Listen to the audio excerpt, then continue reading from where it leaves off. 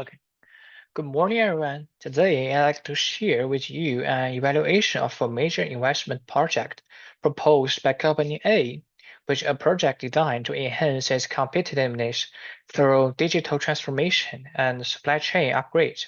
As many of you know, we are operating in what's often called a wealthy world, which is a business environment characterized by volatility, uncertainty, complexity, and ambiguity. In this landscape, staying ahead means not just reacting to change, but proactively reshaping operations. With this in mind, Company A initiated a bold plan, a 5-year investment of 600 million yuan aimed to overhauling its IT infrastructure and logistics system. But here's the critical question: is this project financially viable? Today, I will walk you through our findings from the company background to financial analysis and offer some recommendations based on what we discovered. The first is the company background and project overview. Let's begin with some context. Founded in 2005, Company A operates in the mid to high-end segment of the food industry, focusing on snacks, beverages, and condiments. Its primary target markets include children, the teenagers, and family consumers.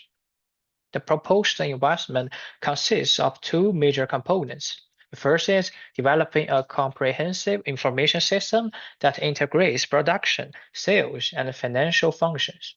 The second is improving the supply chain and logistics network with the aim of reducing inventory buildup and shortening delivery times. In terms of financial assumptions, the project is based on the following projections. The first is annual revenue is 150 million yuan. The annual cost is 180 million yuan. Depreciation is 120 million yuan per year. The tax rate is 25%, and the discount rate is 10%. With these figures in hand, we conducted a detailed financial analysis using two key metrics, NPV and IRR. To evaluate the project's profitability, we relied on the net present value, which tells us whether the future cash flows generated by the project, adjusted for time value, will exceed the initial investment, and the internal rate of return, which shows the rate at which the project will break even in present value terms. These are widely accepted tools in investment evaluation and are especially useful when comparing multiple projects or deciding whether to proceed with a single large-scale investment. Let's move on to the core findings. After calculating the project's expected cash flows, we found that the annual net cash flow would be approximately 57.5 million yuan. However, when discounted over the 5-year period, the NPV turns out to be negative 382 million yuan. That's a major red flag. Moreover, the internal rate of return cannot even be determined, as the cash flows never recover the initial investment.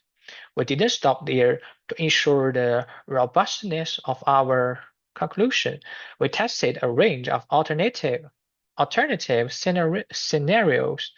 Fortunately, the results remain discouraging. First, lowering operating costs had little effect. The NPV stayed negative. To break even, annual revenue would have to nearly double to 284 million yuan.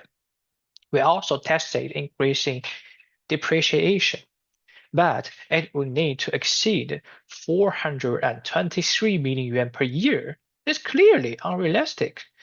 Reducing the initial investment is another option, but we would need to cut it down to 218 million yuan or less, which is only a third of the current plan. And even assuming the project generates perpetual returns, the NPV would still remain in the red. In short, we are not dealing with a minor adjustment issue. We are looking at a fundamental mismatch between investment side and expected returns. So what does all this tell us? In summary, the project is financially unviable under the current assumptions. The NPV is significantly negative, and the internal rate of return doesn't exist. In other words, from a financial standpoint, this project simply does not make sense. Given these outcomes, our recommendation is clear. Company A should pause the project and reconsider its investment strategy.